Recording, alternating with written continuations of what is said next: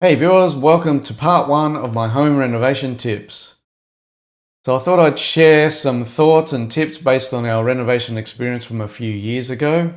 Going through home renovation can be fairly daunting. It's not just financially, but there's many things to think about, many choices, decisions to make, and in most cases you have little time to dwell on them. Now, this is not about doing things my way. It's rather making you aware of or thinking about certain aspects and ideas that you otherwise wouldn't have, just so you don't look back and think, "We never thought of that," or "if only." Now, since there's a fair bit to cover, I'm going to split it over a number of videos. First one is just general tips. As a disclaimer, I don't work in the building industry, so please don't take any of this as professional advice.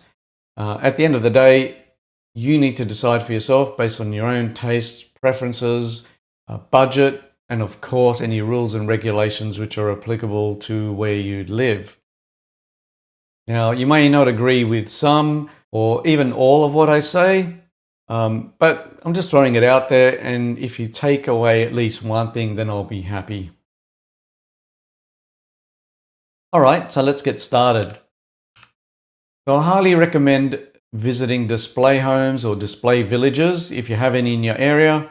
If not, perhaps open house inspections of recently renovated homes, and that will give you a good idea of what you do and don't like. And do this before you engage a builder. Once you've signed the contract, any changes you come up with are going to require a variation, also known as a change order in some countries. And these are essentially a quote for the work plus an added margin. And that can be quite hefty. In our case, I think it was something like 20%. Now, there's a good chance you're going to make changes along the way. It's just a given. This can help minimize them if you do this early on. Don't forget, some changes are going to need council approval, and that could delay things. So the builder may not want to wait around. They might have other clients, or they may even charge you for the delay. The contract, obviously, it's not going to be easy to commit to something that's going to cost you money. There's no magic formula, but at the very minimum, ask yourself, are you comfortable with these things? So your design and plans, just in general, you might not get it 100% right, but if you do have something in mind you're really keen on, don't be easily persuaded to go in another direction. And I'll talk about that in a later slide. Of course, you've got to be happy with the total cost and the payment schedule. We were fortunate.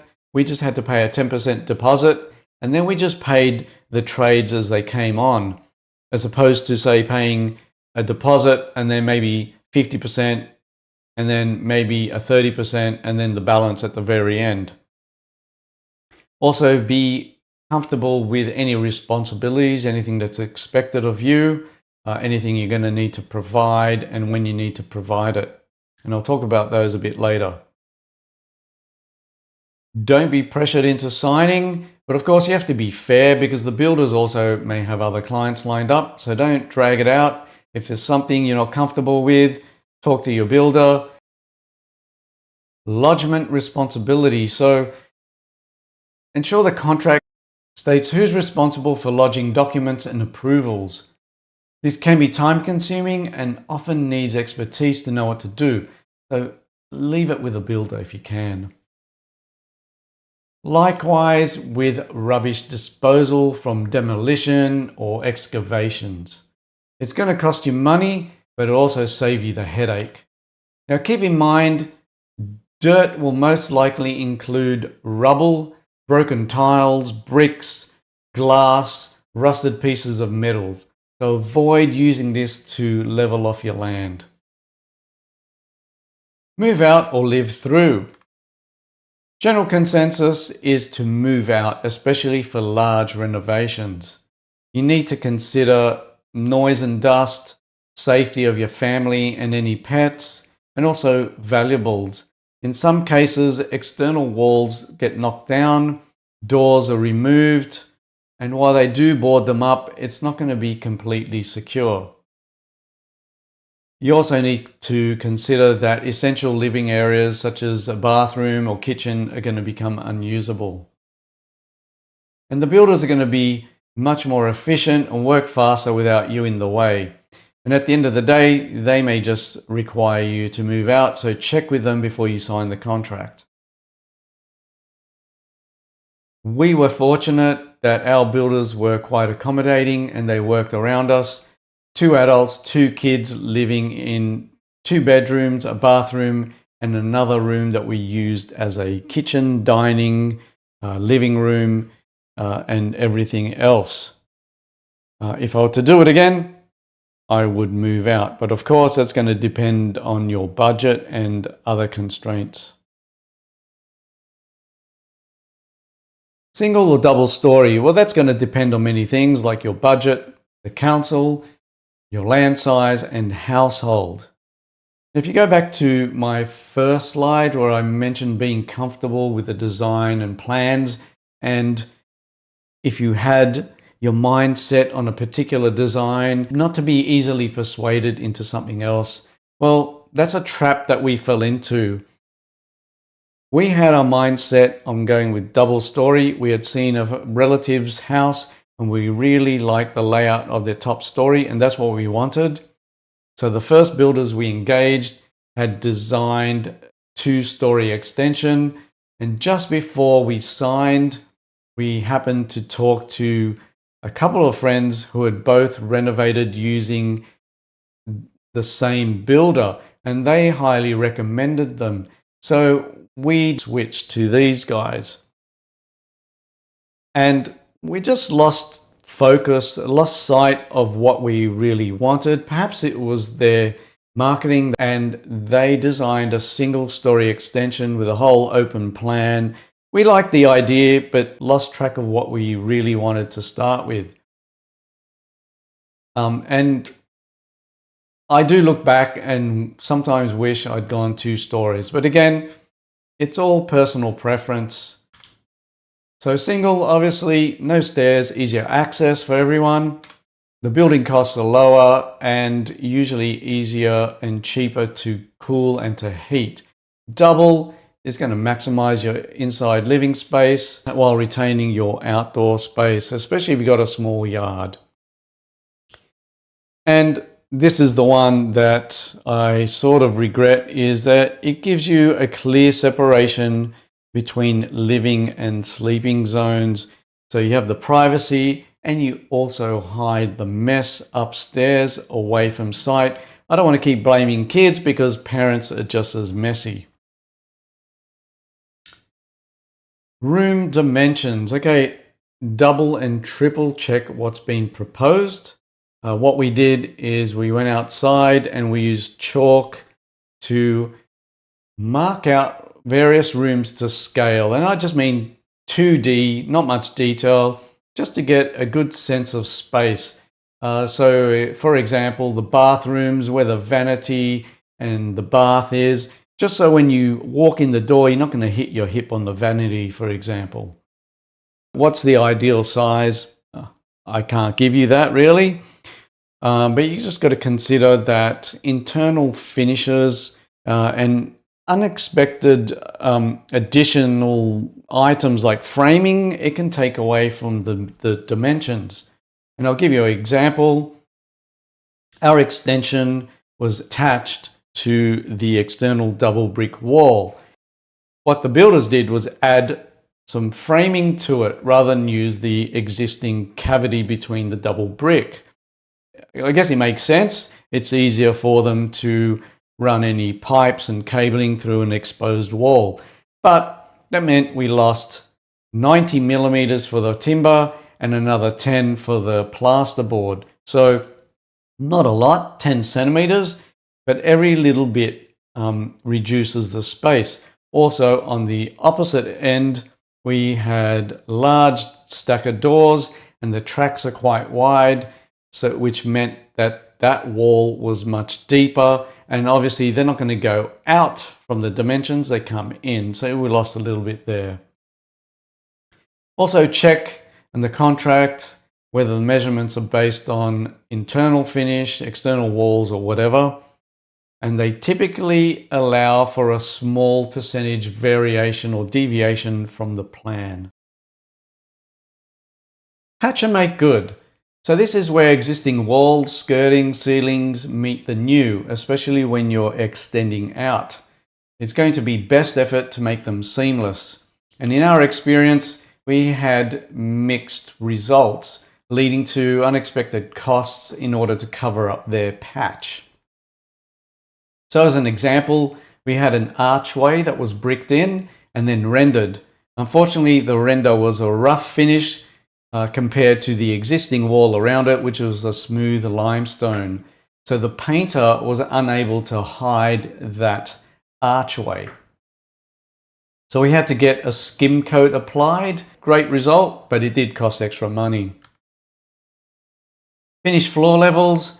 Again, if you're extending out, do you prefer floors to be flush with the existing, or do you want to step down, step up? It's a personal choice. Make sure whatever your decision is that it's marked out on the plans, because it can be easily missed. Also, if you're having a deck added to the extension, make sure you specify that. There are reasons why you need to have a step down, and I'll talk about that when I get to the deck. Architraves or square set for windows. So you can have architraves around the door to frame the door and also around windows. Now these are used to conceal gaps and unfinished joints in plasterboard. So the plasterboard doesn't need to be cut precisely, so it's quicker. It can help prevent cracks due to movement. It is cheaper, but you do need to factor in that the architraves are usually painted with a gloss or semi-gloss finish and perhaps a different color to the walls. So there is extra cost there, but in general, it probably is cheaper to do the architraves. Square setting creates sharp, clean edges between plasterboard joints. It's my preference. It's more expensive. It looks much nicer when done properly. And there is no separate or additional painting required, as you would just paint that whole wall the same color. Roof tiles. Now that's if it's applicable. I can't really comment on other type of roofing such as ColourBond, as I only have dealt with terracotta tiles. Now you have a few options if you're extending out. Now this is going to be very noticeable between the old and the new, but it is going to be cheaper and quicker to install. You can also mix new tiles with the old. Now the difference is going to be less noticeable, but it's going to be patchy, in my opinion. Also, you need to consider that the old tiles may not align correctly with the new tiles, even though they may be the same profile. This could lead to water ingress and they could be less durable. It's going to be more expensive, the first option, but cheaper than the third option, which is to retile the entire roof with new. It's aesthetically the best option. It will give you a uniform appearance and lifespan as well. It also gives you the option to add sarking to the entire roof if you don't have that, albeit at a cost. And you may need to replace any damaged or worn parts of the old roof structure as well, so that's an extra cost to consider. It is definitely the most expensive option. It's the one that we went with, and we couldn't be any happier with the result. You'll most likely be given a list of standard hardware and fittings included in the total cost, such as doors, door handles, skirtings, and so on. You get to typically choose between sometimes different profiles, different colors, and so on, or you can BYO. In that case, the cost of the standard item is deducted from the total, and then you go and purchase your own. Now, the contract should stipulate who's responsible for providing appliances and fixtures such as oven, vanity, washing machine, and so on, and who is responsible for installing them. In our case, we provided them and the builder installed them, including wiring and plumbing. You may be asked to provide the location of lighting, switches, and power outlets. Make sure you include some GPOs with USB charging. They're quite useful, especially in the living room, the kitchen, if you have a kitchen island as well. Also consider external lights, manual ones or sensor lights, and also any waterproof GPOs around the house, the deck, and garage. Now, some trades might not be provided by a builder, or you prefer your own contractors. So for example, data cabling, aircon, flooring, any kitchen cabinetry, painting, solar, underfloor heating, and so on. So if you plan on any of these during the project, discuss and agree with your builder before signing the contract. Make sure it's in writing and ensure that they're added to the project schedule so that your contractors can be engaged at the right stage. Now, whether you have plans to wall mount anything or not, I really recommend future-proofing yourself anyway and request additional horizontal battens or boards to be installed in the walls. Now, I'm assuming this is going to be a timber or steel frame and not brickwork. So for example, in the lounge room or home theatre, you might want to wall mount a TV or large artwork. You might not have any immediate plans, but sometime down the track, you might decide to do so. Same with the laundry, for dryers, cupboards, internal clothesline. I added my own after the build was all completed. In garage, for racks and shelves to hang tools and bikes, etc. And ideally fit the battens with a wider face vertical, so it leaves a gap behind the batten and the finished surface, and that way if you need to run any cables, it can easily fall in behind and you don't need to cut up any plasterboard in order to try and drill a hole into the batten and then feed the cable through. To wrap up part one, I'd like to leave you with my extremely useful tip. Take lots and lots of photos of every room while walls and ceilings are exposed. Don't forget to include garage and laundry if it's applicable. So you want to record the location of studs, battens, or boards for future wall mounting, the location of plumbing in kitchens, bathrooms, and laundry so you don't hit them when you do wall mount in future. Likewise with any electrical or data cabling. Make sure you include a tape measure in the photos, which shows the stud or batten relative to a door or wall, even a ceiling. And when you refer to them in future, don't forget to add the plasterboard or finish that wasn't in the photo. We did this and it was extremely useful when it came to adding internal clothesline, laundry cupboards, and even some extra data cabling. It made it so much easier for the cabler. Well, that brings us to the end of part one. Thank you for watching. If you found this useful, please hit the like button. Don't forget to subscribe to my channel so you don't miss out on future videos, including part two of my home reno tips. If you have any questions, please post them in the comments below, and we'll see you on the next one.